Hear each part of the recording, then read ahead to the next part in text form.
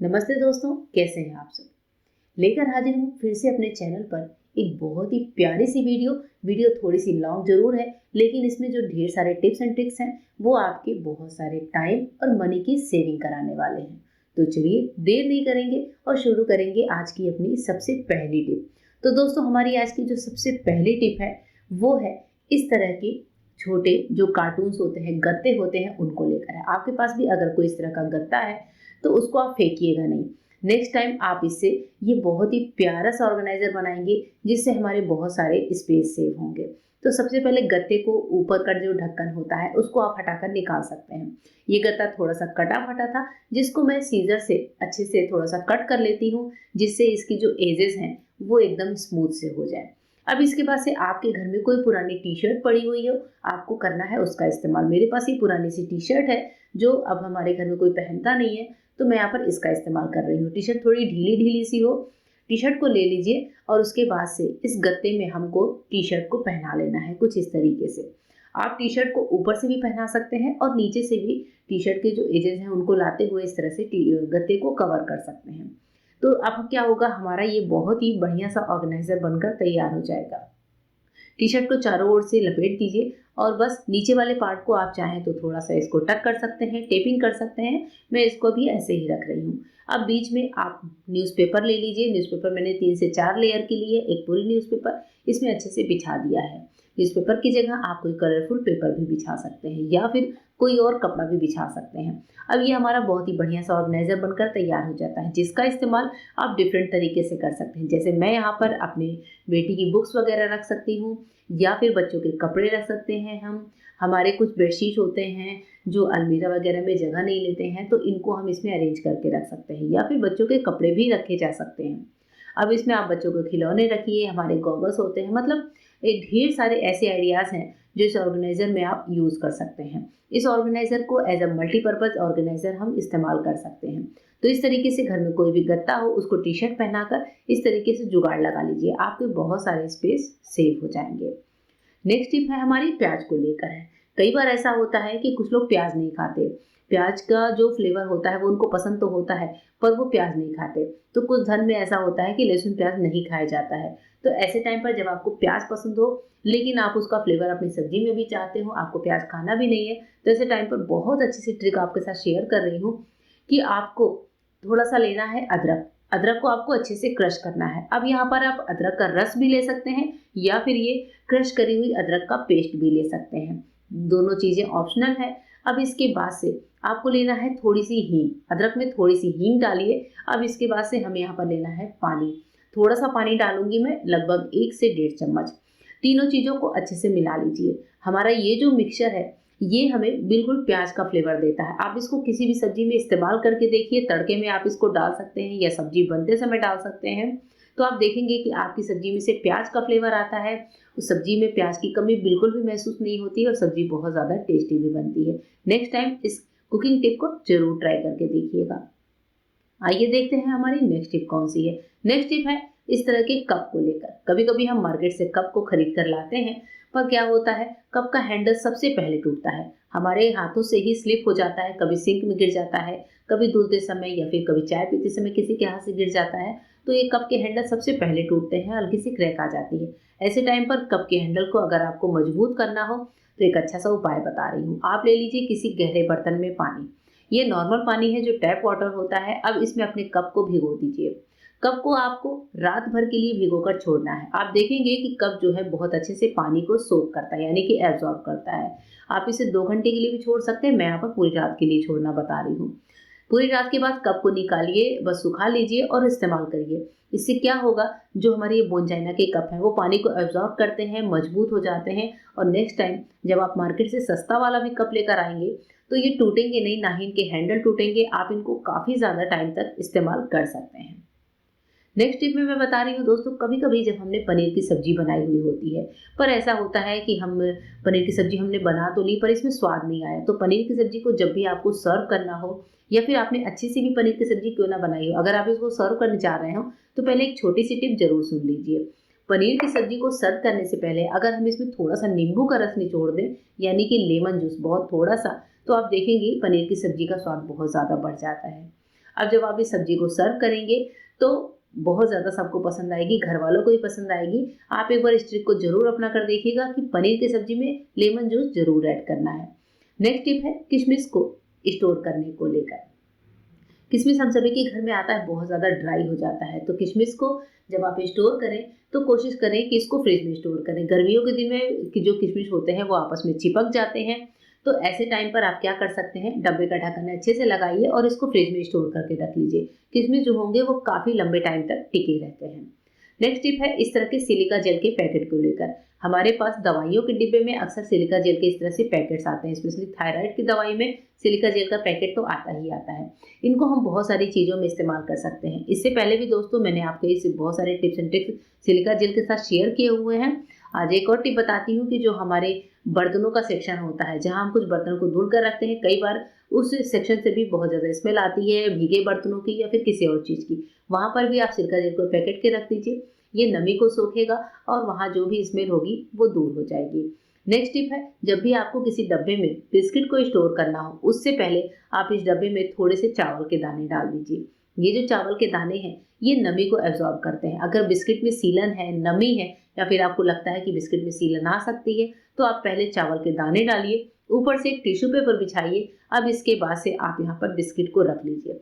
आप देखेंगे कि हमने जो बिस्किट खोल कर रखा है पैकेट से, वो भी काफ़ी ज़्यादा दिनों तक क्रिस्पी बने होते हैं। तो बिस्किट को लॉन्ग टाइम तक क्रिस्पी रखने के लिए इस टिप को आप ट्राई कर सकते हैं। नेक्स्ट टिप है हमारे घर में फैले हुए इस तरह के थैलों को लेकर। आजकल कपड़े के थैले खूब आते हैं मार्केट से, काफ़ी ज़्यादा यूजफुल भी होते हैं।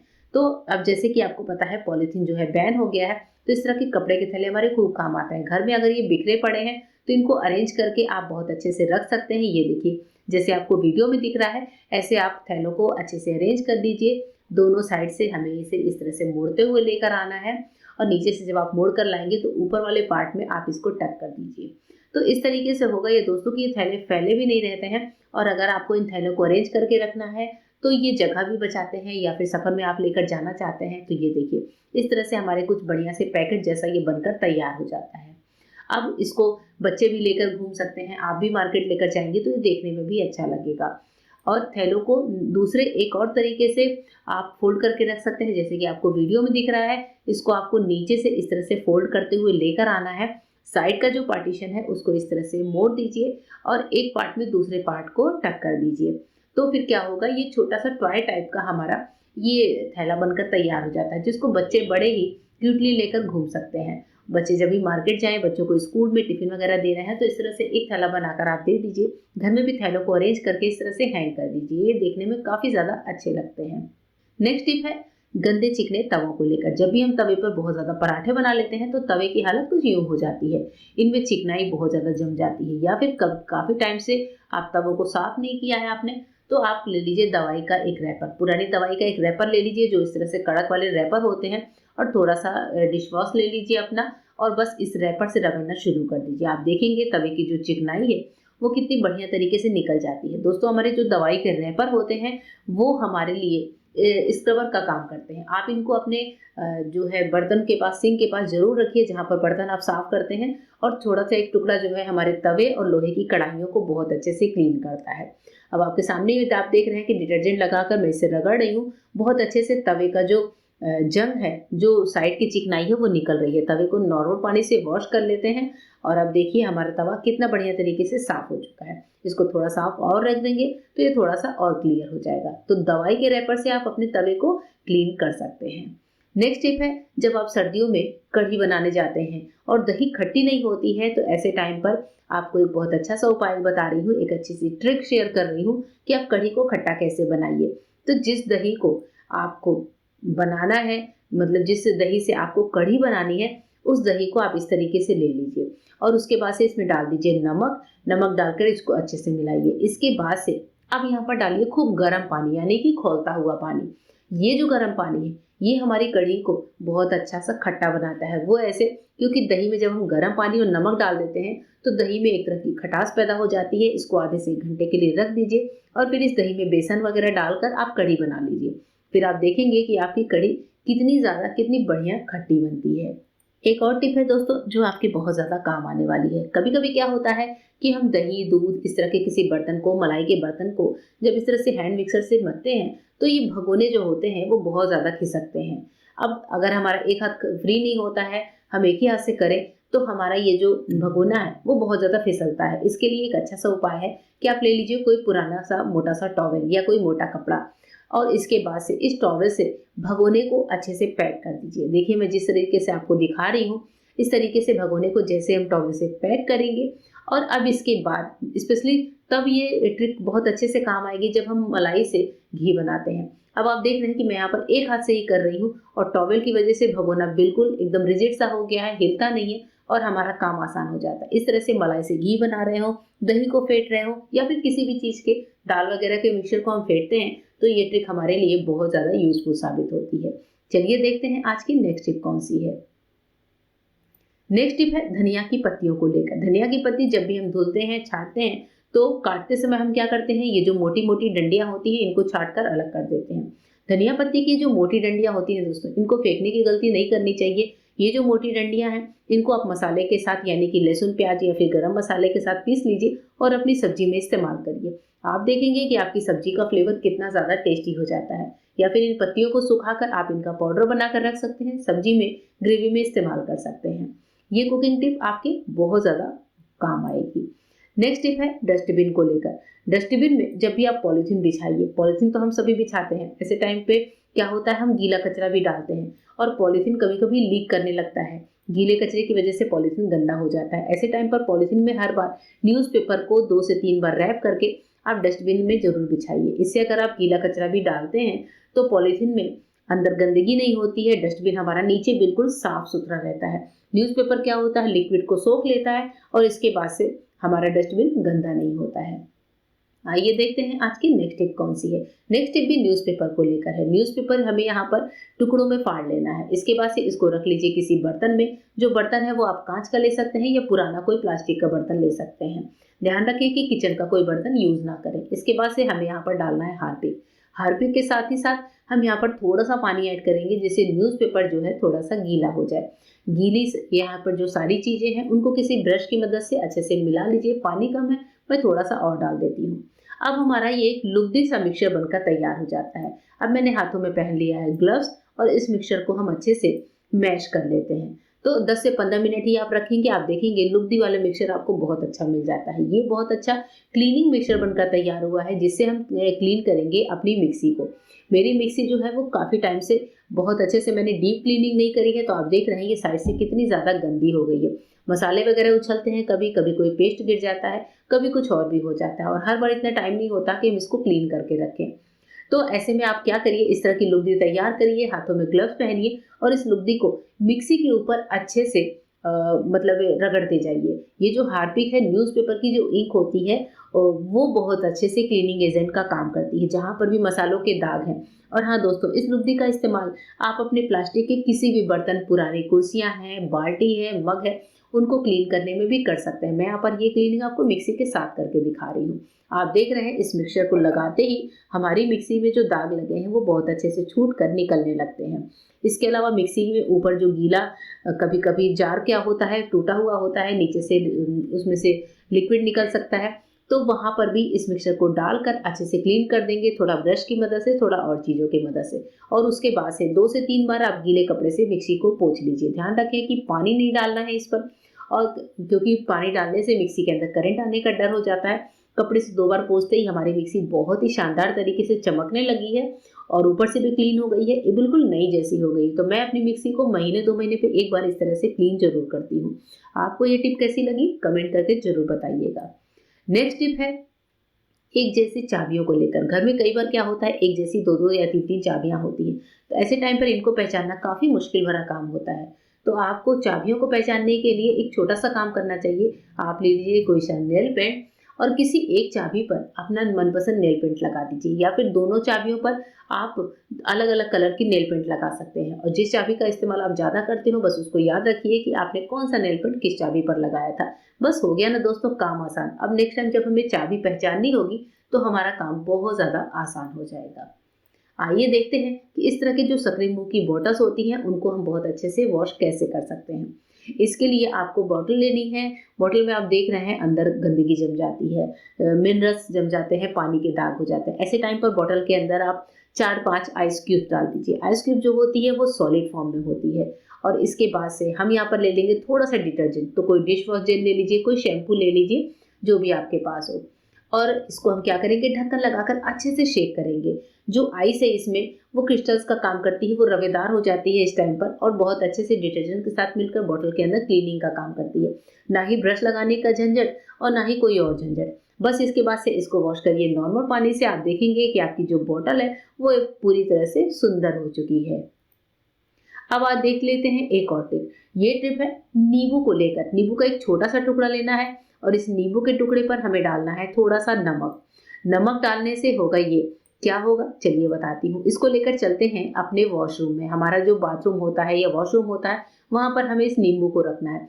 ये नींबू जो होता है वॉशरूम की स्मेल को सोखता है। यहाँ पर हम नहाते हैं, हमारे गीले कपड़े टंगे होते हैं, ऐसी जगह पर साबुन वगैरह की स्मेल होती है, तो आप इस नींबू के टुकड़े को नमक डालकर रखिए। ये आपके बाथरूम की जितनी भी स्मेल है सबको एब्जॉर्ब करेगा और 1 से 2 दिन बाद आप इस नींबू को हटा दीजिए। आप देखेंगे कि आपका जो बाथरूम है बहुत अच्छी स्मेल दे रहा है। दोस्तों एक और छोटी सी टिप है हमारे किचन को लेकर। जब भी आप किचन में अपने कैबिनेट्स बनाने की सोच रहे हो, आप किचन में कंस्ट्रक्शन कराने की सोच रहे हो, तो कोशिश करिए कि इस तरह के गहरे या बड़े मॉड्यूलर या फिर कबर्ड वगैरह का सिलेक्शन ना करें, क्योंकि आप देख रहे हैं इस तरह से क्या होता है, अंदर हाथ डालकर बहुत सारी चीज़ें हम नहीं निकाल सकते। तो ये हमारा पुराना किचन है जहाँ की हालत कुछ ऐसी है। और जब इसके बाद से आपको लगे कि आपको किचन बनाना है तो हर बार आप इस तरह के मॉड्यूलर्स लगवाइए। इनमें जो सामान होते हैं वो बहुत अच्छे से रख जाते हैं, हम एडजस्ट भी कर सकते हैं। सबसे बड़ी बात, ये जो कैबिनेट्स होते हैं ये बहुत अच्छे से इनको हम स्लाइड करके अपनी चीज़ों को निकाल सकते हैं और इनमें भी उतनी ही चीज़ें हम रख सकते हैं जितनी हम गहरे कबर्ड वगैरह में रखते हैं। आइए देखते हैं नेक्स्ट टिप कौन सी है। नेक्स्ट टिप है टिश्यू पेपर के साथ। टिश्यू पेपर लेना है, एक कोई सा भी न्यूज़पेपर टिश्यू पेपर ले लीजिए। इसको विनेगर से हल्का सा गीला कर लीजिए। चलते हैं अपने डस्टबिन की तरफ। डस्टबिन में जब हम कचरा डालते हैं, पॉलीथीन बिछाते हैं, उससे पहले ही आपको ये काम करना है। हमें अपने डस्टबिन में जो टिश्यू पेपर हमने विनेगर में भिगाया था उसको यहाँ पर डाल देना है। उसके बाद से अब आप इसमें पॉलीथीन बिछाइए, कचरा डालिए। आप देखेंगे कि आपका जो डस्टबिन है वो बिल्कुल भी स्मेल नहीं करता। 24 घंटे में एक बार ये काम करना है। अब हमारा डस्टबिन जो है बिल्कुल ही स्मेल फ्री हो जाता है, क्योंकि विनेगर जो होता है वो सारी स्मेल को एब्जॉर्ब कर लेता है। अब हमारे पास यहाँ पर है नए जूते। इनका मैं क्या करने वाली हूँ दोस्तों, जब नए जूते हम लेकर आते हैं या फिर नई कोई भी चप्पल, तो आप देखते हैं वो पीछे से पैरों में चुभती बहुत ज़्यादा है, यानी कि जिसको बोलते हैं कि जूते काटते हैं। ऐसे टाइम पर अगर आपके भी जूते काट रहे हैं तो आप कर लीजिए टेप का इस्तेमाल। सेलो टेप चौड़ी हो पतली हो कोई से भी ले लीजिए और सेलो टेप को हमें लेकर अपने जूतों में पीछे 1 से 2 लेयर में लगा देना है। ये जो सेलो टेप होती है पैरों में अच्छे से स्लिप भी करेगी पीछे, और पैरों में अगर जूते काट रहे हैं तो वो काटते भी नहीं है। 2-4 दिन जब आप ये जूते को पहन लीजिए, जूते फैल जाते हैं तो सेलो टेप को निकाल कर फेंक दीजिए। है ना दोस्तों, कमाल का आइडिया। या फिर जूते और भी काट रहे हैं तो आप इस जूते में मोम भी कर सकते हैं। तो या तो आप सेलो टेप लगा सकते हैं या तो फिर मोम की इस तरह से स्क्रबिंग कर सकते हैं, तभी हमारे जूते हमें काटते नहीं हैं। होप करती हूँ आज की पूरी वीडियो आपको पसंद आई होगी। तो दोस्तों मिलूंगी मेरे नए वीडियो में, तब तक के लिए गुड बाय, थैंक यू।